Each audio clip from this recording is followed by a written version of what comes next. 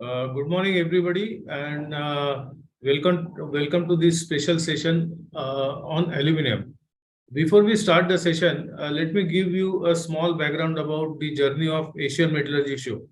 We started Asian Metallurgy in 1997, and we used to do it every 2 years. Of course, it was a ground exhibition coupled with conferences.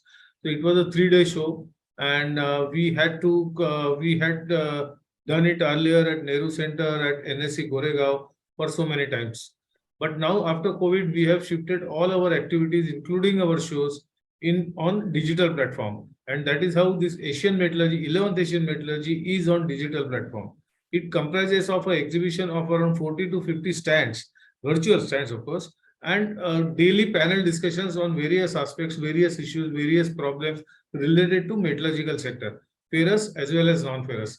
We started this with inauguration on 5th of December, that is Monday. Then we had a special session on digitalization, the new driver for metallurgical industry, where experts put forward their views about how digitalization can help the industry and whether it will fulfill the promises it is making. So that was very interesting session. Then on second day, on 6th, we had that was a steel day, and we had discussed about the green steel technology, how far green steel making, how near, how far. That was the subject of the discussion. And we had a really very good discussion when the ministry officials were also there, and we came to know about the policy and the perception of the Ministry of Steel regarding this new concept of green steel making and what initiatives they are taking. And of course, we had views from the industry also. What are the hurdles? What are the problems in implementing these processes and technologies? So that was a very absorbing discussion. Then we had a discussion about the status of steel projects in India. That was also very informative discussions where these EPC contracting companies, and they had put forward their views and what is their experience in implementing projects in India as well as outside India. So what is the difference? Where do we lack? Where do we need to improve ourselves, improve the processes, maybe one window clearance and all that we discussed. And that was also an interesting discussion. That was on 6th of December. Then on 7th, we had a special discussion on future of foundry industry in the country. So as you know, foundry is very, very basic industry, and castings are required almost in all industries. So of course, automotive is there, automobile industry is there, one of the biggest clients. And so the fortune of foundry industry in a way fluctuates along with the fortune of auto industry, that we can see. And then we had foundryman discussing about the export possibilities, about the quality requirement for export quality material, and all that we discussed. So that was also very interesting discussion, and about the foundry industry in the country. And today we are going to discuss about the aluminum sector, technology, process, and applications. As you know, aluminum is known as the metal of 21st century, and it is gaining importance day by day, year by year, and it has already replaced steel in a few applications in automobile sector, being lightweight as well as imparting good strength. So those are the good quality, corrosive nature. Those are the good qualities about. Here we are talking about the aluminum, and we have Mr. SM Kulkarni, who is going to coordinate this session on aluminum. As you know, SM Kulkarni has been in aluminum industry for quite a long time. He was Chief Technology Officer in Hindalco, and now also advising the Hindalco along with other companies also on the development and the technological aspects. And I would now hand over the mic to Mr. SM Kulkarni. So, Mr. Kulkarni, you can please start. So, I have done my and I would request you to start now. Please, Mr. Kulkarni. Thank you, Nanesh, for both allowing me to coordinate this session. and for all the help you have been giving me in terms of conducting such sessions in Asian Metallurgy, as well as other forum that the industry offers.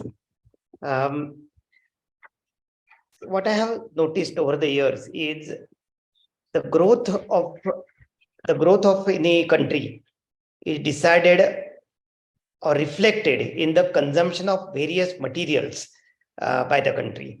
If you look at a graph of material consumption, per capita material consumption in various countries, then the advanced countries have a higher number compared to the countries which are developing or underdeveloped.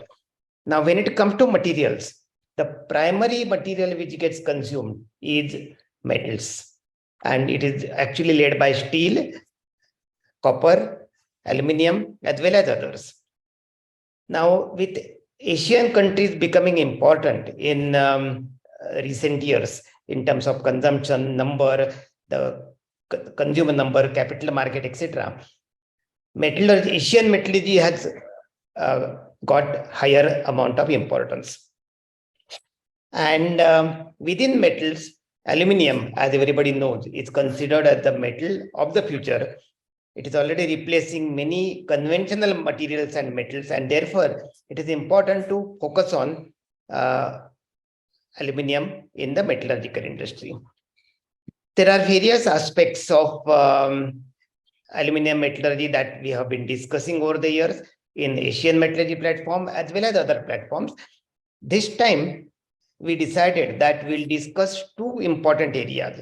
One is the use of aluminium, increased use of aluminium especially in newer applications like transportation, which is growing fast. It is actually building on the pressures of sustainability, pressures of energy consumption, pressures of climate change, and use of aluminium use of aluminium in industry, in transportation industry, is actually facilitating taking on these challenges.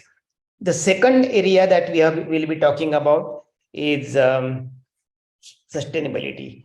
Now, with G20, the importance of climate change and importance of energy, CO2 emission, and so many things.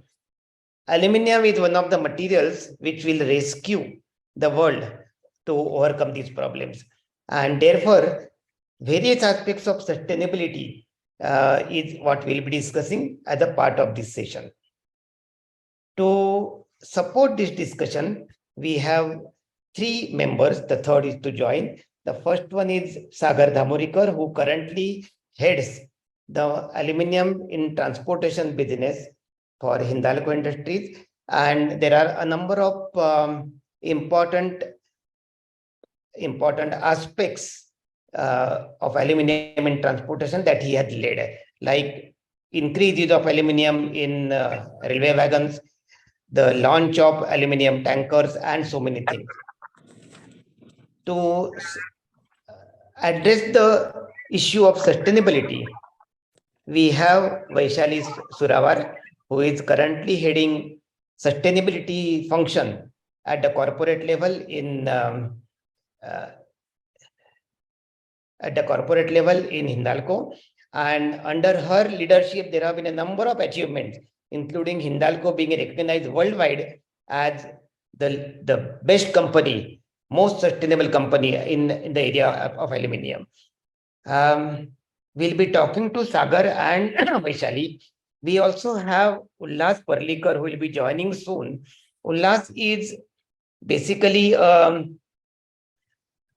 chemical engineer who has spent a number of years in cement, primarily in ACC and related companies. And as a part of the work, he has been the lead person in India in terms of circular economy. And to his credit, he has one of the best books on circular economy that has been recently published. Ullas is actually somewhere on the road in interior Maharashtra. He has requested that he will be joining after a short time. We'll start with a discussion with Sagar. Sagar, it is all right, okay? You can. Yeah. Yeah, That will be okay. fine. Okay. You are on the road, and Yes. I think we are getting you all right. No problem. Thanks for joining.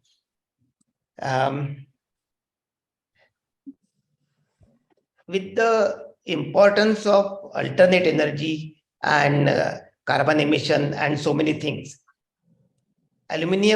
use of aluminium in transportation is going up, and you have been leading those activities. Can you tell us briefly about those activities so that we can get further into the discussion?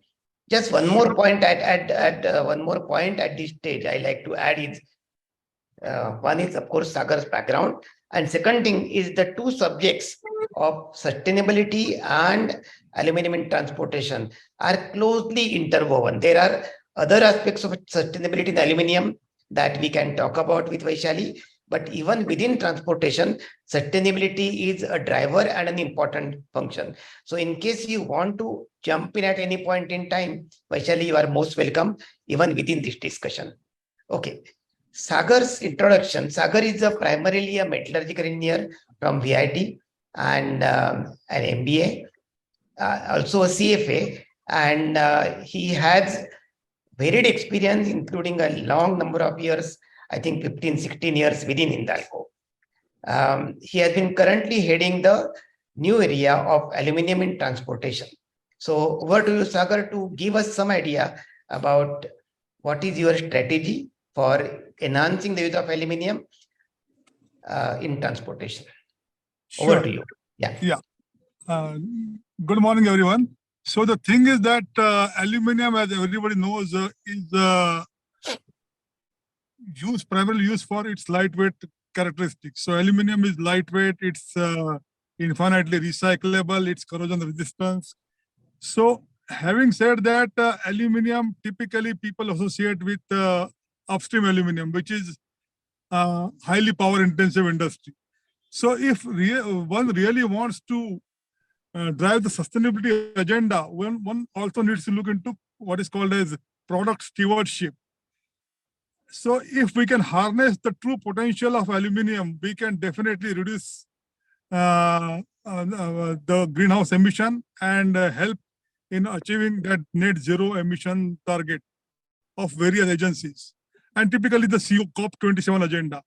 So from that perspective, transport being one of the leading end user of aluminum finds an important space in this arena. So in transport, typically, if one look at every 100 kg reduction in weight leads to almost 8 grams CO2 emission reduction. So if you start from that perspective, the lightweighting offers a great agenda, typically in the Indian context. So we started with aluminum bulkers in the Indian context because here the major issue is the heavy weight of the vehicles. So if in the commercial vehicle space, there is significant scope for reduction in CO2 agenda from the sustainability point of view. And why commercial vehicle? Because here the benefits are also tangible. Unlike in the Western region, where people typically have focused on passenger segment for gaining the CAFE regulations agenda, here we focused on commercial vehicle because typical Indian psyche is that what is the definite tangible benefit he gets out of converting into aluminum vehicle. Can I just ask a question at this stage? In commercial vehicles, what is the percentage of the tare weight of the gross weight typically? Yeah. So for example, if you see a typical trailer, the gross weight vehicle weight is around 55 tons, while the payable weight is around 45. So and in this, typically we can reduce the weight by almost 3 tons. Okay. Yeah. Okay. Go ahead. So it varies across the vehicle segments. So I just cited an example of a trailer. So a 55-ton gross vehicle weight trailer will weigh around 12 tons, And out of that, the loadable weight will be around 42 tons. So in the case of aluminum, this 42 becomes 45. So this 3 tons is an additional revenue opportunity for a transporter. Similarly, in case of bulker, the weight reduced by almost 2 tons. So there, the benefit is almost 10%. So the payable weight increases from 23 to 25 tons. So if you start from that perspective, this becomes an immensely attractive proposition for a transporter. Especially, what is the kind of potential of this weight reduction in terms of money across India? Yeah. So typically, if you see these 2 tons or 3 tons constitute almost 7 to 10% reduction in logistic cost for a transporter. So 7 to 10 in an industry, for example, typically in cement industry where logistic cost is almost 16-18%, that reduction is significant for those guys. So in the Indian context, if you ask me, rather than giving those numbers, what I can tell you is that the typical payback for the higher price the transporter pays is around 2 years. So within 2 years, he recovers the cost of the additional cost which has paid, and after that, the benefit extends to him for the life of the vehicle, which typically goes up in case of aluminum, because aluminum never corrodes. So if you see the typical life of a vehicle in India is 15 years, so 12 years you can very well enjoy the benefit of the extra payload. And this, for a transporter, if you ask raw numbers, this means around 40,000 rupees earnings per month for a transporter, just because of this 2 tons extra payload. So 40,000 into, if you can multiply it by, say, 180 months, it's a significant savings. So he recovers the cost of aluminum, what he has paid, plus he recovers almost the entire vehicle cost by converting into aluminum. Just one small question at this stage. Sagar, you said that this is India focused. Now, this benefit would be extended worldwide, right? And it would be massive.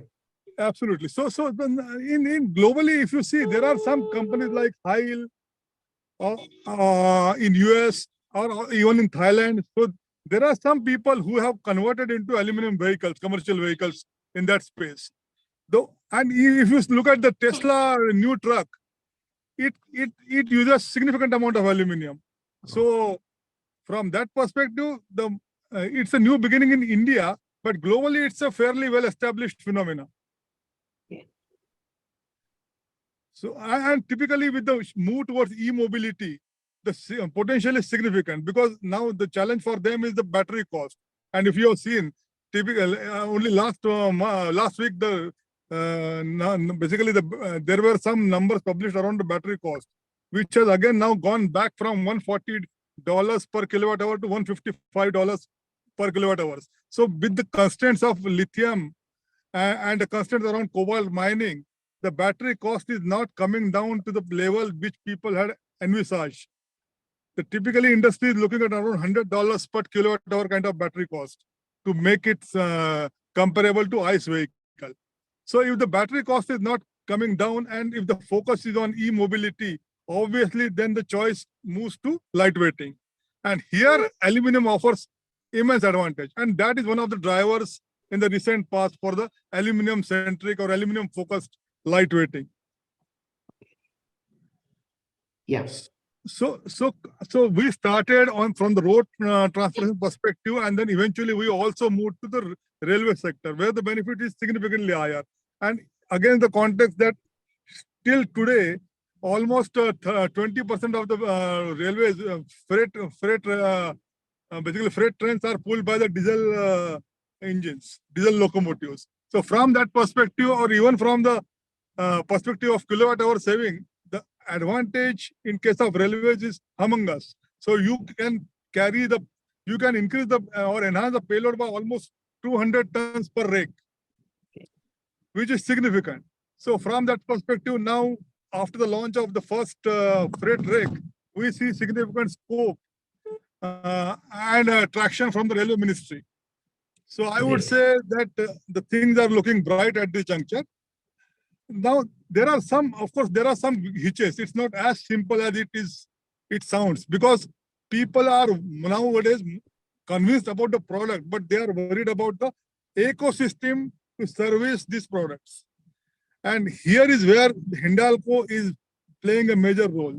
So now what we have done is we have created an ecosystem of fabrication. We have created an ecosystem that will give confidence to the stakeholders that these vehicles can be repaired in case of accidents. So we have created an ecosystem with the global partners, for example, in welding, in terms of getting people like Fronius and Kempi on board, who are our welding partners, who also supply welding technology to people like SpaceX or Tesla.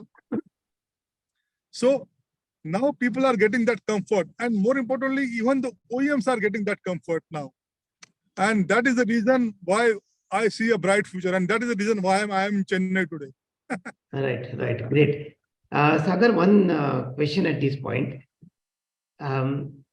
Using aluminium in all these applications, did it require developing a new or suitable material, or you could use existing? That is one.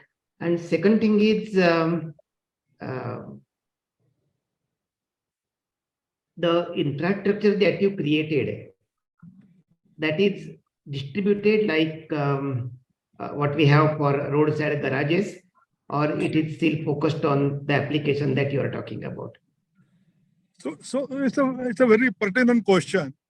So obviously, the reason why aluminium lightweighting could not develop in India, there are two reasons. One is obviously a misconception about the affordability. So people always pursue that aluminium is an expensive proposition.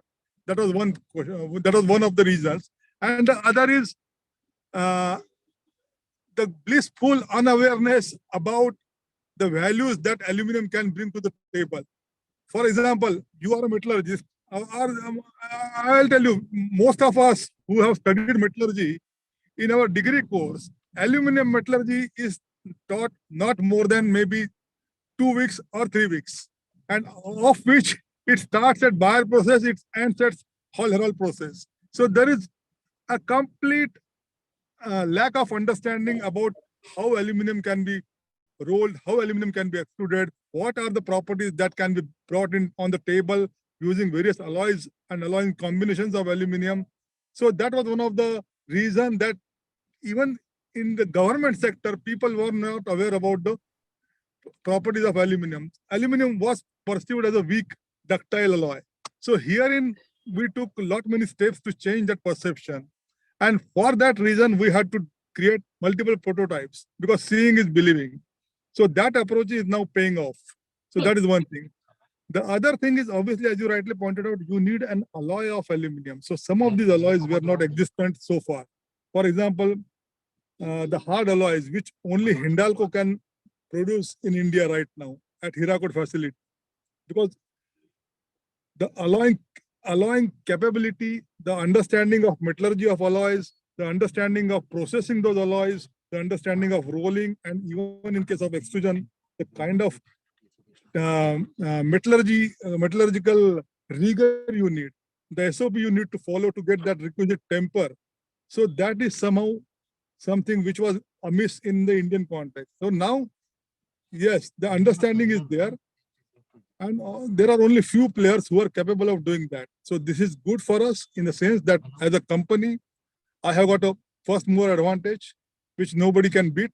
But at the same time, we need to make people understand the benefits and the process, what aluminium can bring to the table. Okay. I have two comments, Sagar. Yeah, 2 comments, Sagar. Number one is there something for the secondary aluminium players, the forging industry, extrusion industry, others, that they can build on as a part of this aluminization in transportation? That is one. Yeah. And second thing, which we can talk about later, is, see, you are right in telling that metallurgy meant steel, and full point after that. General focus was on steel. and every other alloy was in a way, every other material was in a way secondary. Now, with increased use of aluminium, there is a need for aluminium focused training institute. Absolutely.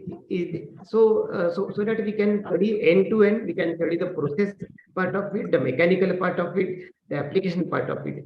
If there is something that Hindalco or the industry is planning to set up, maybe over the years, so two questions, they are unrelated, but I'll be happy Sure. to get the answers. Yeah. Sure. So basically, there is significant scope for secondary industry in the space, aluminum space. For example, the forging. So all these joineries typically, mostly since the welding technology is not that well developed, and while we are working to develop the welding technology in India and training people, so that is one of the things on my agenda, that by tying up with all these global majors, we are trying to develop skill centers to train the welders on the aluminum welding, because the general perception is that welding is nothing. Anybody can do it in 3 days training, which is not right. And you know that people do PhD on welding technology.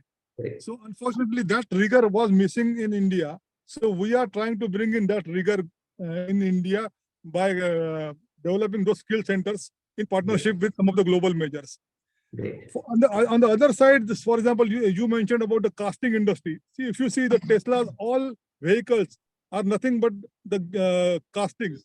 So people have now really moved away from extrusion to castings in some of the applications. So there is significant scope even for the foundry industry, even for the wherever we are using mechanical joining. Those are typically supported by what is called as forged gussets. So even forging industry in terms of multiple, for example, wheels typically are forged. Alloy wheels. Then we have also, there are cast wheels also are available in the market. So the scope is significant. Even for some of the component parts, people like Dana, Spicers, these people are working on the forge or cast alloys to develop substitute or alternate for steel. And one more important point is, see, this is not a competition between steel and aluminum. Both can coexist, because now there are multiple metallurgies which can allow joining of dissimilar metals. For example, CMT, cold metal transfer, or FSW. So it is not, we can use the best of both worlds to get what is the requisite property. For example, even in the case of aluminum rake, the undercarriage is all steel, while only the superstructure is aluminum. So obviously, each metal has got its own advantage, and we have to create an ecosystem which is agnostic of the metal. But having said that, we also need to get maximum benefit out of the entire ecosystem. And fortunately, India is endowed with both metals abundantly, and the technology is available. So we see a significant potential, and that's how we are approaching OEMs today. Right. Interesting to see that, in many cases, the science comes first and the application of science comes later. Here, you are starting with the applications, and you will probably drive the basic work in aluminum alloys, aluminum processing, and also in terms of the process, the mechanical technology for applications of aluminum in these cases. So you will start with the applications and go to the science and technology. So the thing is that science is abundantly available globally. Correct. But unfortunately, in India, so far, we were obsessed with selling, basically making primary aluminum. So we never focused on the science and technology. So that is what we are trying to bring in. But having said that, to get into a mass scale, we also need to demonstrate. So that's why we have to deploy this approach. Interesting.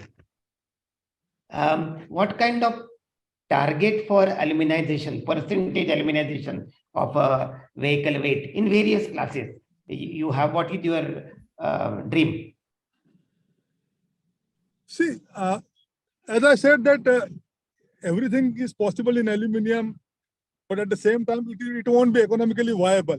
So obviously, if you think as a commercial vehicle business head, I can't be I can't be in love with one of the metals. Though I belong to Hindalco, but I won't say that I will make only aluminum vehicles. So it has to be a judicious mix of everything.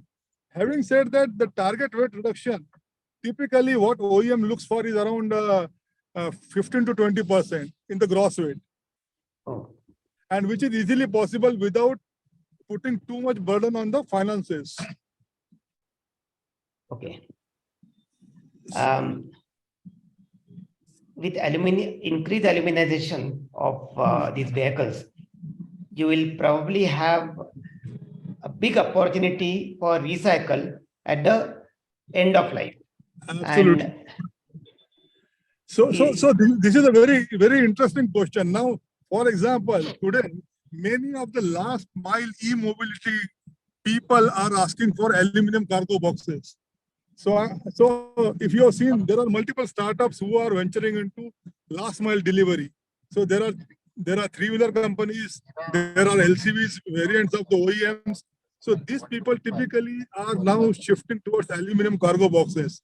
And for them, this is a very attractive proposition because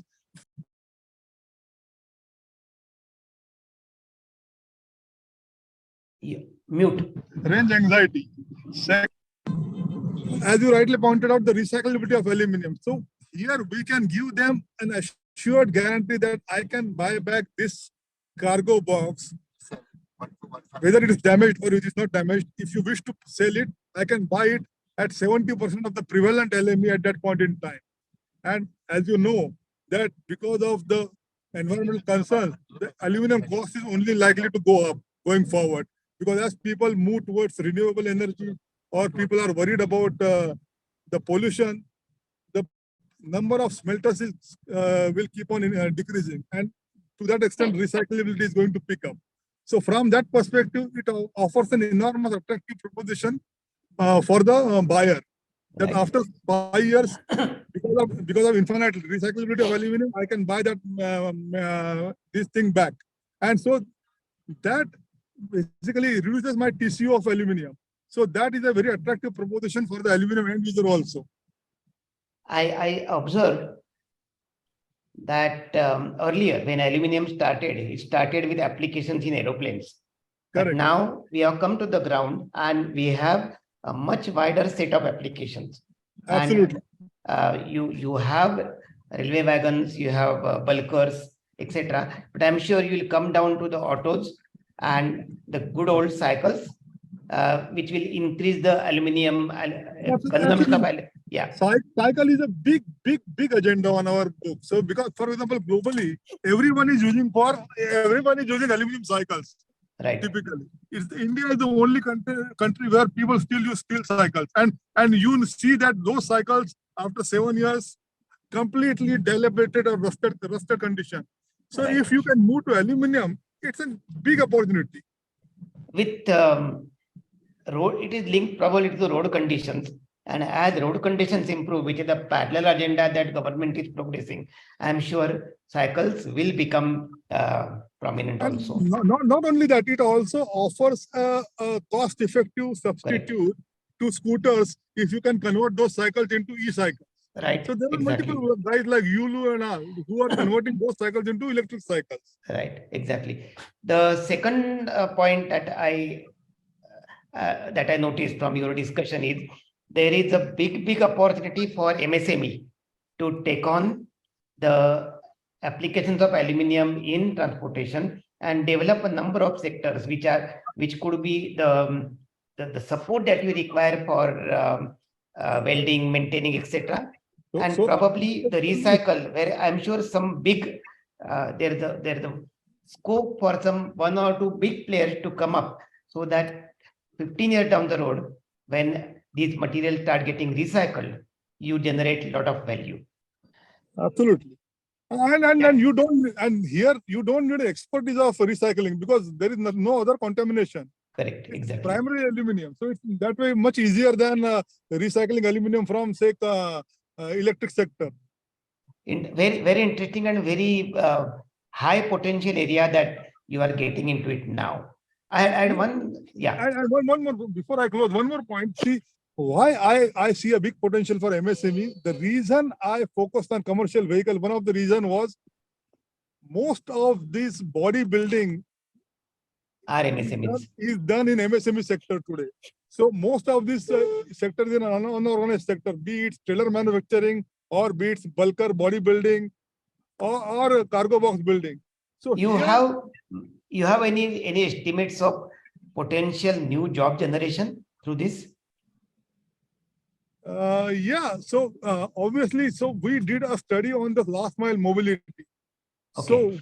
we found that if we are getting into making, say, around 10,000 boxes a month, I can generate a potential employment of close to 8,000 people.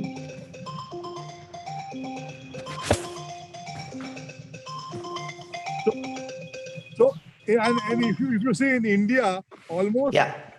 in India, almost 2 million vehicles are sold. So obviously, if you just extrapolate this, it can be a significant employment opportunity. Great. That's very interesting. Sagar, are you going to be continuing being in the meeting for some time? So yeah, I'll be there on silent mode. Okay, that's fine. For maybe another Because 10 minutes. yeah, thanks a lot, Sagar, for giving us the insight. I'm sure the people who are attending, especially the MSME people, the people who have small shops for metal processing, and those who run or conduct skill development, they will find your insights extremely useful. So thanks a lot on behalf. Yeah, And I would request Mr. Sandekar to circulate my email ID to these guys. right. Or I am also Definitely. available on LinkedIn, so they can touch base me on LinkedIn or email on my email.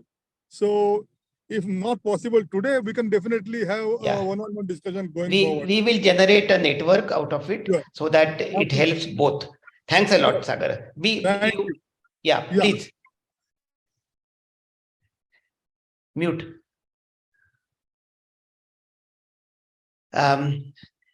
Vaishali, are you available? Hello. Yeah. Yes, sir.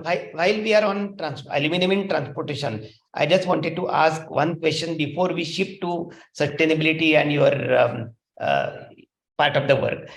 See, the work on aluminum in transportation is actually building a lot of new things in terms of sustainable business for many other people. Does this factor in Hindalco's plan for sustainability? Aluminum in transportation, building on that as a sustainability initiative from Hindalco. So Sagar has touched base on one aspect, Yeah, which is about the product stewardship. So Right. when we have done a task force on climate related financial disclosure, TCFD, our first ever TCFD report is now in the public domain on our website, www.hindalco.com. yeah, So if you see, we try to see through the product stewardship what kind of carbon abatement potential we have. And we did took the pessimistic or optimistic targets which our chief marketing officer has given for each type of the mobility. Right. The way Sagar was talking about the bulker, the railway wagons, the e-rickshaws, or this cycle, each of these projects, buses, he has some targets. Based on those targets, we found out the carbon abatement potential. And there's a huge potential. We have disclosed it in our right. TCFD report. Every segment by 2030, we will be able to do the abatement by these many million tons of carbon. Thanks. If there's a financial cost associated with carbon abatement or no abatement of carbon, then this potential of using aluminum to reduce carbon emission will be huge. You have any estimates? So the financial cost, the Yeah. Ernst & Young has done the study, and the internal carbon pricing, which is the measure for Right. abatement, is for Hindalco for this decade up to 2030 is $31 per ton. Oh, For the that's next great. decade, it is $56 per ton. So based on the technology maturity which will be happening and Hindalco adopting those technologies, whether it is carbon capture and storage, whether it is hydrogen, whether it is inert anode coming in, Right. or commercializing, the internal carbon pricing mechanism is already set in place. Great. Thanks a lot, Vaishali, for giving these insights. Coming back to Vaishali, Vaishali is basically a metallurgical engineer and also an MBA. And she had a varied career within Hindalco, starting in the technical function in the rolling plant in Taloja.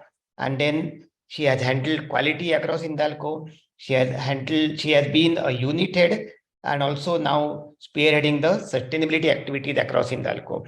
I'm very happy to see that under her leadership, Hindalco has been declared as the best, most sustainable aluminum company worldwide, which is by no means a mean achievement. It is something we are all very proud of. I also see that Hindalco has been a company which has taken sustainability related targets within its purpose. And your purpose is basically greener, stronger, and smarter world,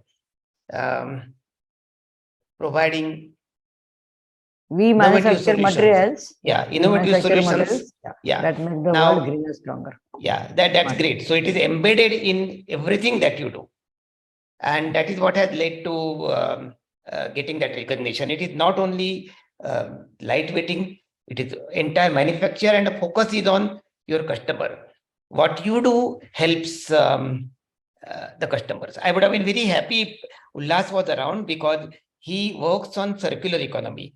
And this is truly recognizing the potential of aluminium within circular economy. Now, will you like to give us some idea about what all efforts you took to reach this status of being the most sustainable aluminium manufacturer worldwide? Some idea about what was the journey like? Right. So classically, aluminium manufacturing was treated as something which is environmentally unfriendly. It is something which generates a lot of waste. In fact, the waste to product ratio of aluminium was among the worst in metallurgy or other metals also. From that, moving to a point where treating everything as a resource, everything as a value, and being sustainable is important. So over to you for understanding the journey. So since we spoke about Ullas, I would like to thank the cement industry at large. And this waste to product ratio, it is almost 12:1. It's very high, and that's where we have started first and foremost when I speak about Ullas and the circular economy on waste.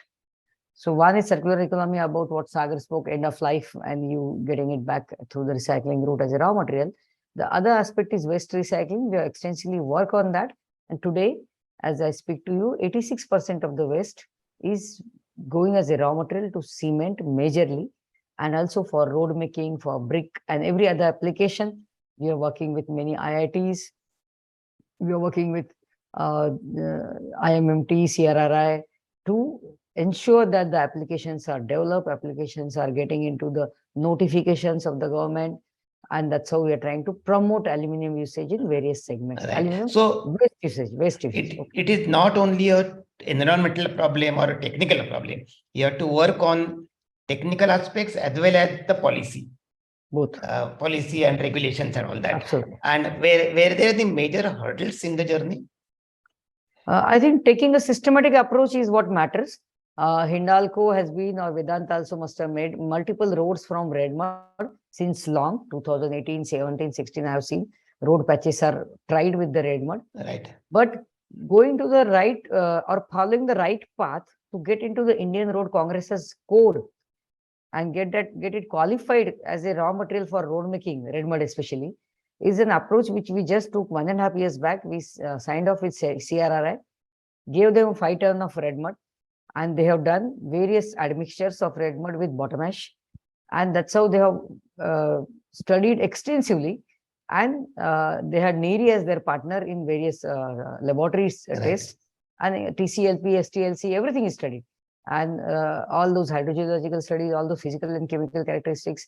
And they have found out the proportions with which we can use it in embankment. We can also use it in subbase and subgrade.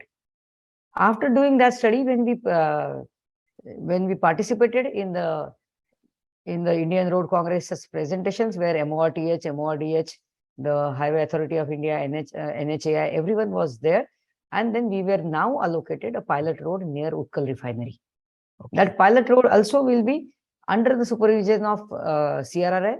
Then IMMT Bhubaneswar will be the testing partner for soil and water testing. And there will be 2-year monitoring and presentation. And that's how IRC will include that in the code if it is successfully certified by these 2 agencies. So I think adopting the right path for advocacy or Right. adopting the right method and partners is what is important.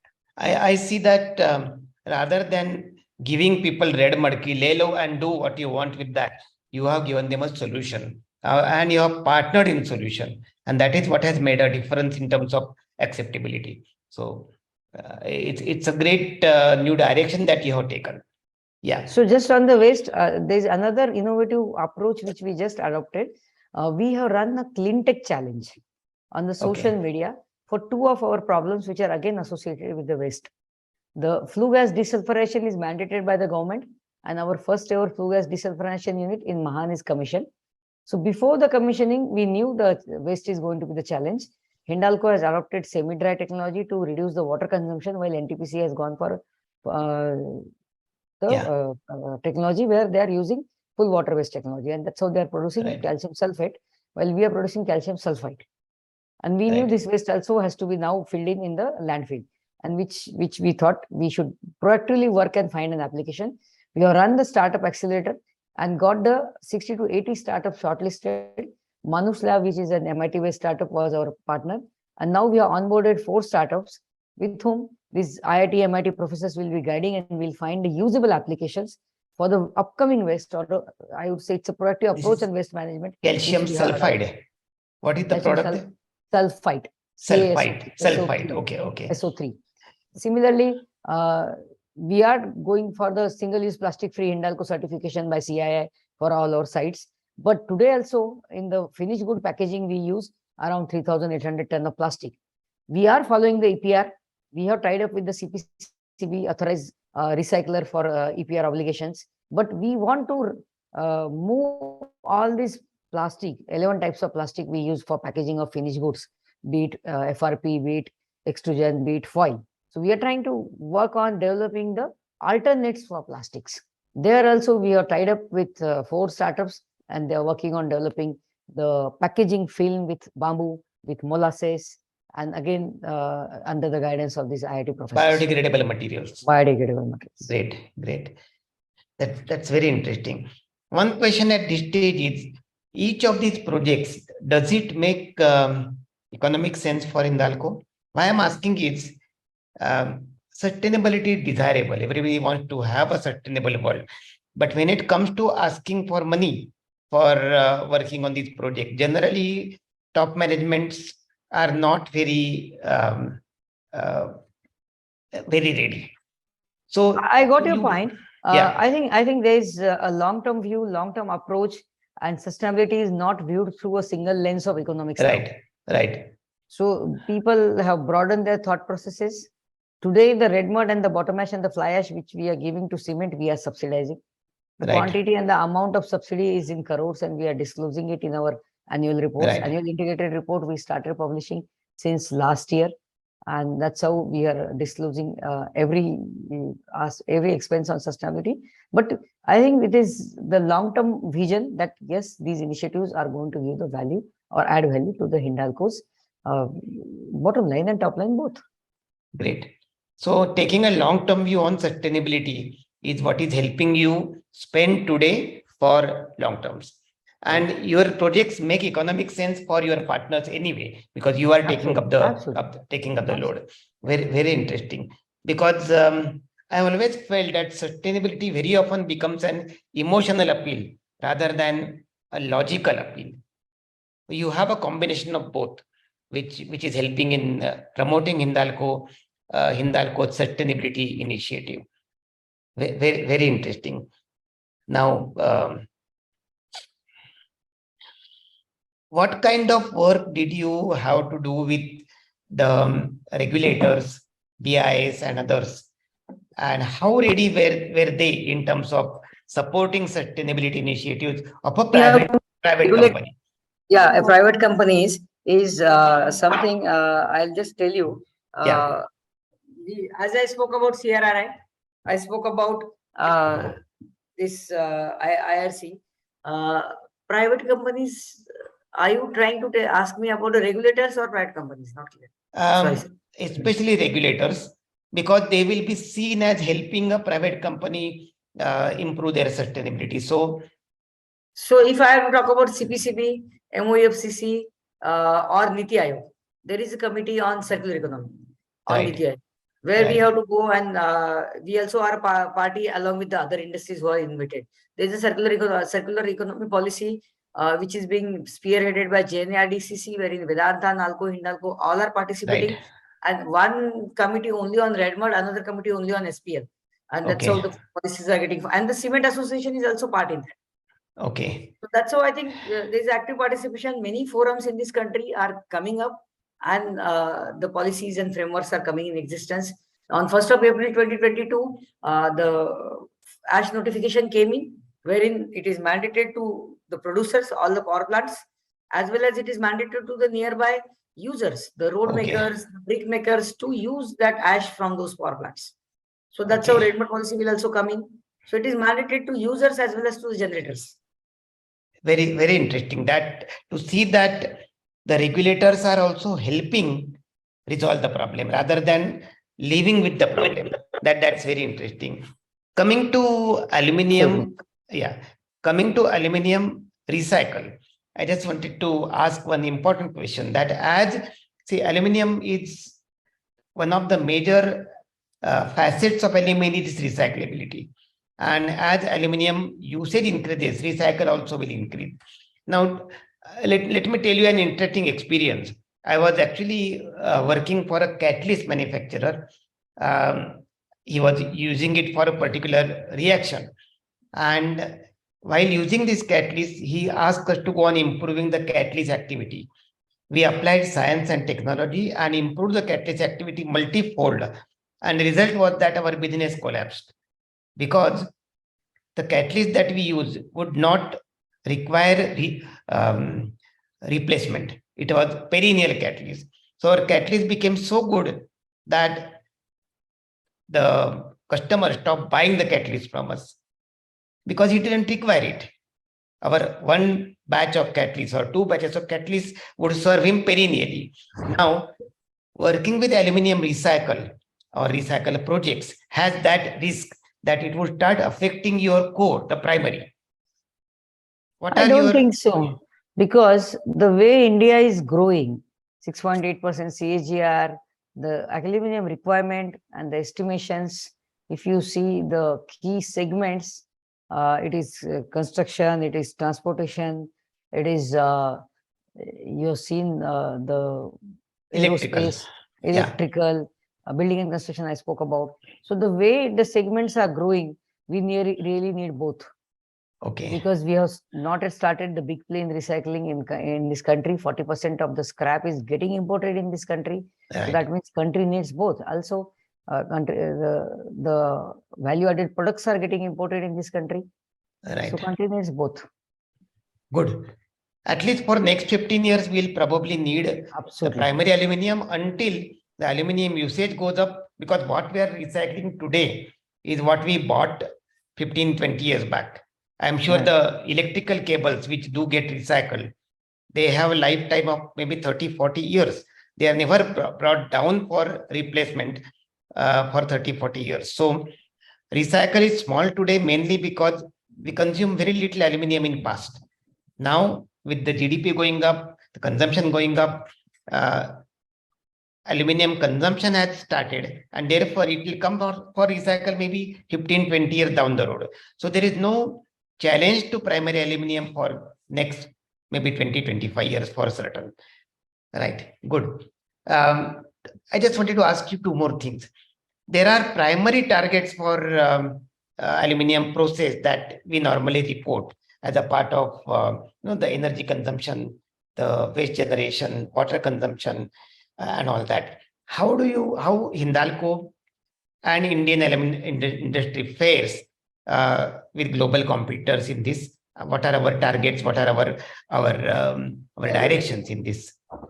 So here, I would like to tell you, the previous question also I didn't answer totally. The February 2021, we ourselves have took very strong targets on becoming a nature positive Hindalco or a net zero Hindalco on air, water, waste, biodiversity.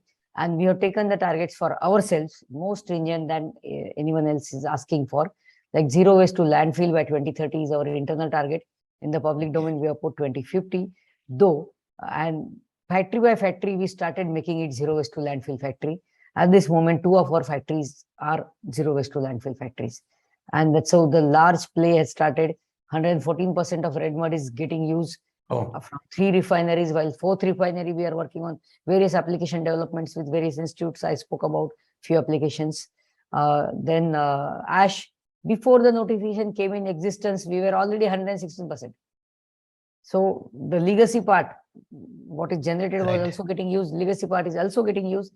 And that's how we are proactive and are on the roadmap, which we have crafted for ourselves on the zero waste to landfill. When it comes to water, earlier we were struggling to be zero liquid discharge. Today also we have apportioned the capex, and factory by factory we are ensuring 100% zero liquid discharge factory. And we have apportioned a huge capex of 400 to 500 crore on that. Our mother plant Renukut is on the way, and at this moment it is zero liquid discharge. And we are also working on water positive Hindalco. So it's not only within fence, but beyond fence, we are working on large scale rainwater harvesting, putting up the structures, lakes, check dams, bodies within premises, beyond fence, through CSR, so that if I am consuming 1000 KLD, let me give back 2000 KLD. So that's the thought process we have brought in Hindalco's landscape, Hindalco's strategic thought process. And that's how factory by factory, we are trying to drive the water positive factory. At this moment, Mauda factory has got 2 huge rainwater harvesting ponds, and they don't take any surface water from outside. They're getting certified by CII for water neutrality. So, and I am today sitting in mines, and mines are all water positive.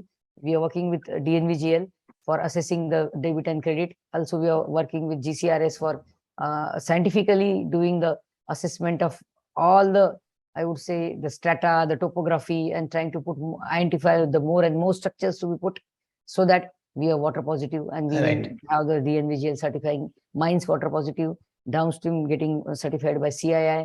Every factory is putting rainwater harvesting ponds within premises. Entire downstream will do that by 2025.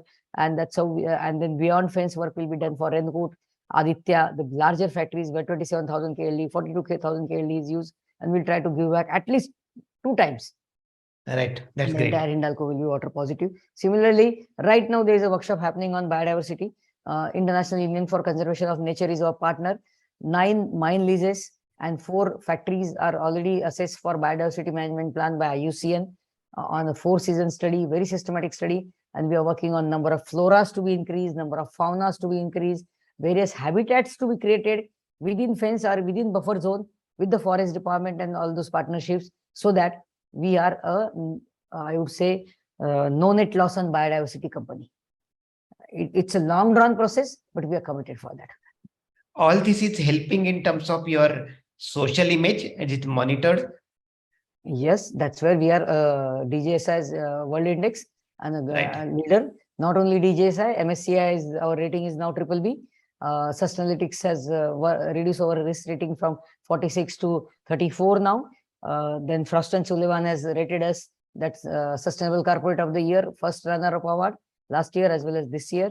And there are many other agencies who are rating us much high. And we are voluntarily participating in CDP, SBTI, TCFD. That's what I mentioned to you. What I observe is a comprehensive view, not a project by project or not a bit by bit view. Is one of the major things that you are doing, which is helping Hindalco improve on sustainability. Second thing is not only short term. While you don't have short term projects, I am very happy to observe that you are giving visibility to your short term successes or the milestones, which is also improving your credibility in terms of sustainability. Third important point that I noticed is while there is spending, you are working on value generation. If every project, whatever type of project it is, it has to be justified based on value generation, and you have been able to convince people that all these are helping in long-term value generation, and that is what is leading to a better sustainability score. The fourth important point that I noticed about your work is you are not drawing only on internal resources. There are a number of formidable resources available at reasonable cost, I would say, across the country or worldwide. And you are building on these availabilities, like your startups, like your partnerships with academics, and other technical partners, which is giving you an advantage in terms of improving your sustainability. And winning the DJSI recognition is a proof of that this strategy is certainly helping you. That's great. I'm sure all your work is actually beyond aluminium. It is not only restricted to aluminium, because there is a lot that other manufacturers can learn from this process. What will be your message to all the other non-aluminium people who may be participating, who will actually look at Asian Metallurgy and your achievements? Hindalco is already known as what I would say as a big peer in sustainability. So many companies, especially in metallurgy, primary metallurgy, will look at Hindalco's achievement and will like to learn from that. Starting from nowhere, you are at a point where you are at the top of the world. So what will be your message in terms of learning that they can have from this exercise? So I would say, don't restrict yourself to the competencies, capabilities within the four walls of your own company. As you rightly summarize, the entire world is available for collaboration. Today, collaboration is the way to find a solution for your problems. You alone won't have those skills, competencies to solve every problem. You don't need to have also. Need to have. Yeah. It's amply available. And that's where we have to have the open mindset that, yes, I want to put up my problem in the public domain. Don't hide your problems. There is someone on this earth who will find out a solution for your problem. And that's one thing, that hiding is something which you have to stop, and you have to be open-minded to go even to the regulators and tell them, this is my problem, I'm looking for a solution. Definitely they will guide you, they will give you the direction to go. And that's where I think don't hide the problems. The other thing is always introspect, always think through. I was at Taloja factory unit head, and I used to see that river in various colors, and I used to feel pity about it. So that river, which was a beautiful river, is almost dried, and the colors of the river used to be yellow green, because CTP never the load which they were getting, and they were discharging the untreated thing in the river. So such kind of things, NGT coming in and putting a penalty of 10 crore going into this, rather such kind of things, I think we as human beings, we as educated, I would say, species on this earth, should always think that there are so many other species who also have the right, and this earth need to be given back to our all the species and our next generations. If industry need to survive, you and me have our sons and daughters coming in. All of us do not want our sons and daughters to go in computers, and even if they go to computers, the applications has to be adopted by industry. True. So very true. If it is industry, then it is for me and you to see and think that I have to give the green nature positive industry to my next generation. So रात को आप dirty scrap charge करके सब काला धुआं आसमान में छोड़ो, रात को आप आपका सारा discharge CTP में डालो, और CTP भी such an polluted organization that they are also merely discharging into the river. So those kind of, I would say, dishonesty, non-integrity has to be abolished from our society, from our industry group at large. Put up an industry where you will always think of, even if you are a small scale industry, think about air, water, waste, biodiversity, and never ever damage those, because you have to put up an industry or give an industry or a baton to the next generation, which is a nature positive industry. Correct. One of the things I have learned from the concept of circular economy is a separate part. The circular is that any ill that you do any time in life, whether in your personal or professional or business action, it comes back to you. So that is something which is a very important learning, and that is what forces you to be honest. Law of nature. Correct. And the second thing, which is very important and which some good people have said difficult to follow, maybe because of the pressures, egos, and other things, is that the first step to solve a problem is to accept it as a problem. And you said it very clearly about how it helped you in terms of achieving sustainability in Hindalco. Congratulations, Vaishali, for the achievements, for the holistic approach that you have taken, and best wishes for being the most sustainable company in the world. Thank you. And Thank you so much. we will. I'm very sorry, audience, that Ullas Parlikar could not join. He has promised me that he will go through these and revert with his comments, which I'm sure will also be invaluable. Thank you to both Vaishali and Sagar, who actually were in remote areas. Vaishali is currently in a mine somewhere in UP or Jharkhand, Orissa, UP or Jharkhand. And Sagar is attending a meeting with a customer in Chennai. So they have taken the effort to join at our request. Thanks a lot for that. Thank you. Go to Sure, Nanesh. Yeah. Just 1 minute. I am just handing over to Nanesh and he will take care of it. Okay. Thank you. Yeah, thank you, Mr. Kulkarni, and of course, Ms. Vaishali and Mr. Sagar. Sagar. It was very absorbing discussion, and it was really heartening to know various steps taken within Hindalco for sustainability and also for development of new products and applications. Right. So it was fantastic discussion, and I'm sure people will largely gain. And the message of sustainability is also very important to the metallurgical industry, especially. So I feel very interesting for me. Yeah. Also, the metallurgist, I could learn Right. things. Right. Just one point. Yeah. This discussion we have captured as a record.